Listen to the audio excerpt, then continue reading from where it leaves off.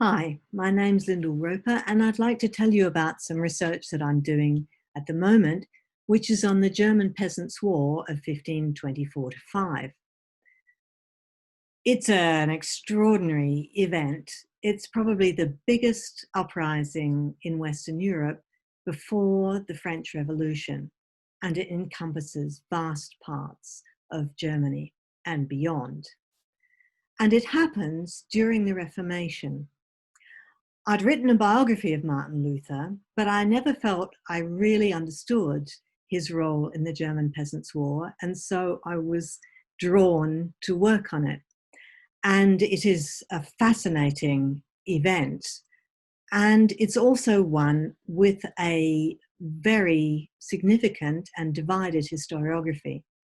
And I find it a really worthwhile thing to study because I think it represents the moment at which the German Reformation, Luther's Reformation, becomes a conservative movement as Luther sides with the princes against the peasants and says that the peasants should be stabbed and slain like mad dogs, as he puts it.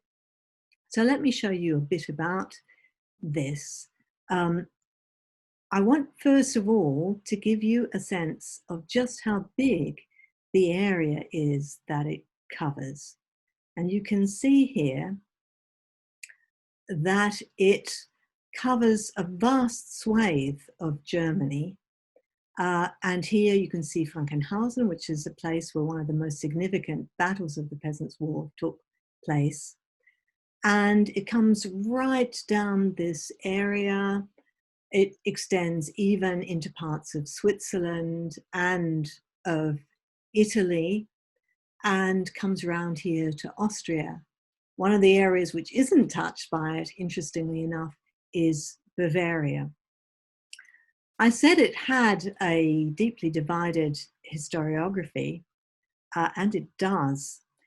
On the left, of course, I've put Friedrich Engels, who writes one of a very important history of the German Peasants' War.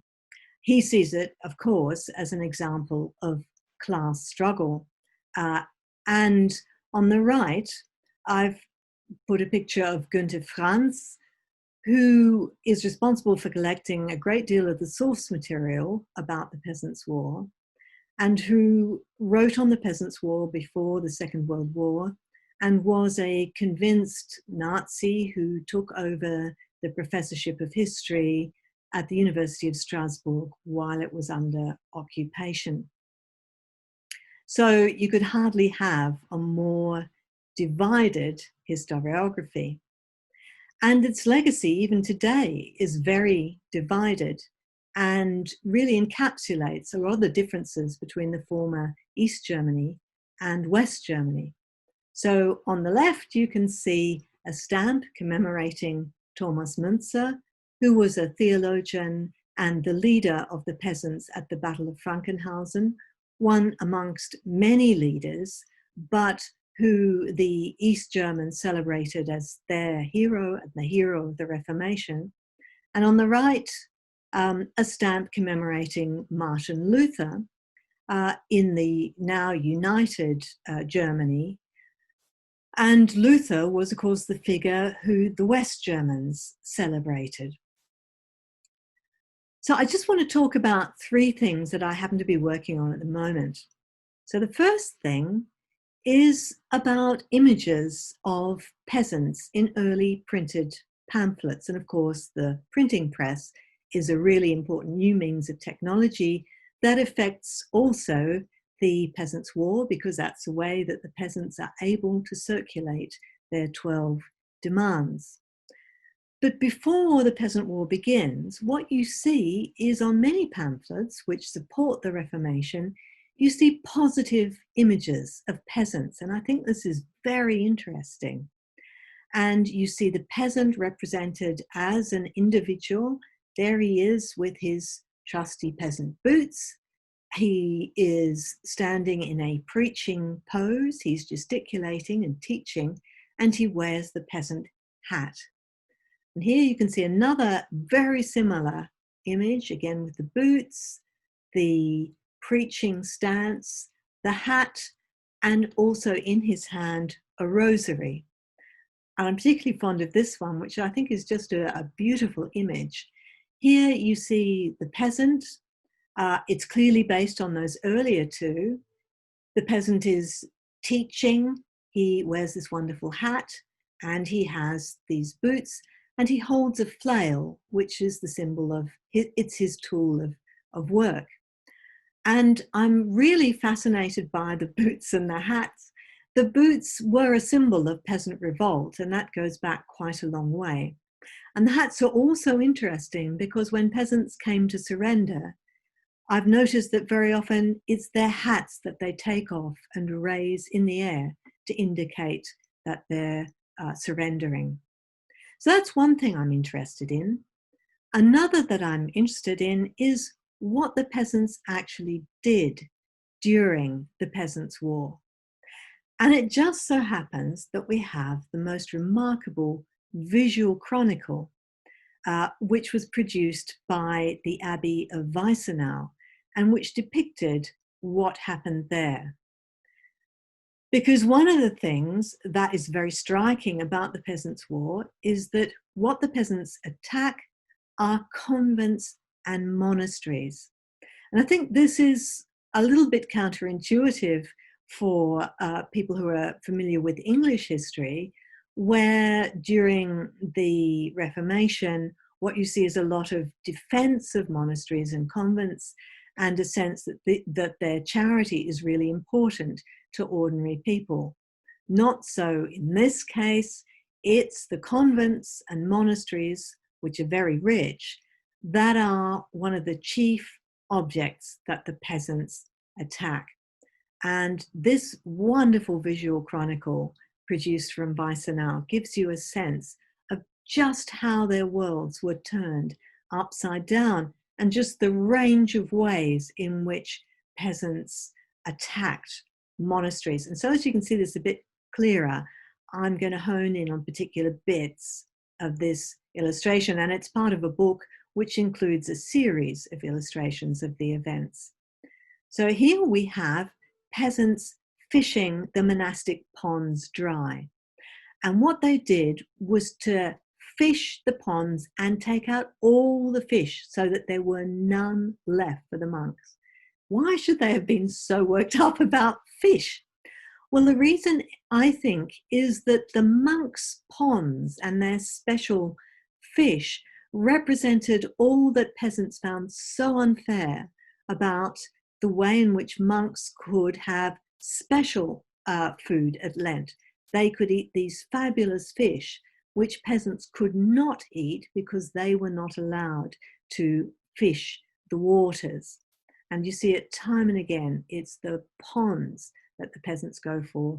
They fish the lot out and then they cook and eat the whole contents of the pond.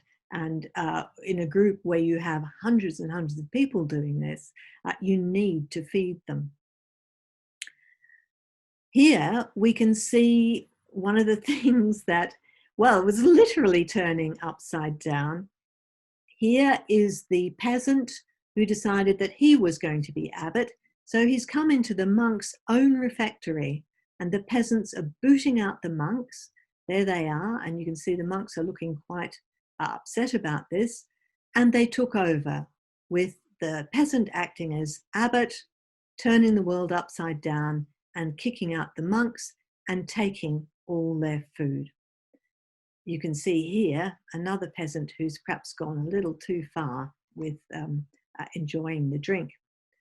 And this is something that's depicted again and again, and all the sources describe how the peasants drank the cellars of the monasteries dry. They drank the beer, they drank all the wine. And here is another one who's throwing up. They also took away the barrels of beer. There's one being taken, and here are a whole set that are being taken away by a horse, and there's the peasant whipping on the horse. Here you see another cart stealing away the barrels of beer.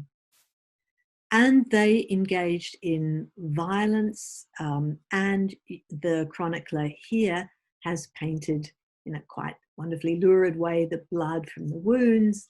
And here someone is trying to get peace to be called between the two of them to stop them fighting. That's what that word means there.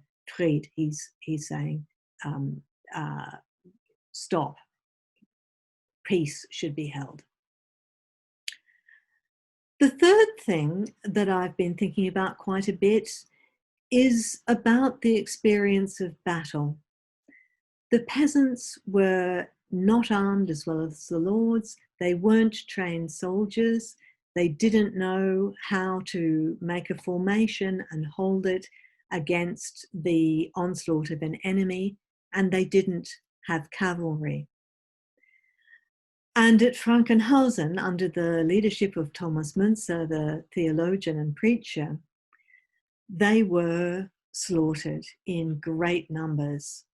And I've been thinking a lot about the battlefield and about different accounts of that battle. I've just been working on a series of half a dozen different accounts of it. And it's also somewhere that I've actually been. This particular slide doesn't really give you a sense of it, but you can see this building here. That's the present day museum that commemorates the Battle of Frankenhausen and has a wonderful work of art in it. And what this slide doesn't really convey, but which you can perhaps get a sense of, is that it's a very high kind of plateau. They describe it as a mountain. And from there, you have the most amazing view. You can see for miles and miles around. And the sources describe how just before the battle, a rainbow was seen, which convinced the peasants that God was on their side, that he'd sent the rainbow as a sign of his covenant. And it must have been a quite extraordinary sight from that mountain to see it. And in the battle, there were something like 5,000 or maybe 6,000 peasants who were slaughtered. And on the Lord's side, there were, they claim, only 6 casualties. So an extraordinary inequality between the two forces. So what seems to have happened was that the lords were able to surround and encircle the peasants on both sides. And when they realized that their position could not be held, they ran down this mountain and into the town of Frankenhausen. And as they fled, the cavalry came down and just slashed them to pieces, and thousands of peasants were killed. And even today, this little path is known as the Blutrinne, because the blood just ran down the hillside. And you can see what a dreadful event that must have been. And I guess I've been thinking about that quite a lot and wondering what that might tell us. What that might tell us, for example, about ideas of masculinity, which seem to be everywhere. Brotherhood is the watchword of the peasants. What does it mean for a soldier on the Lord's side to be killing thousands of people who aren't really able to resist? And it's interesting in the accounts that they give, how they try and explain their victory, but against forces that just couldn't put up any kind of resistance. And I've been thinking too about bloodshed on that scale and what kind of legacy it leaves in popular memory.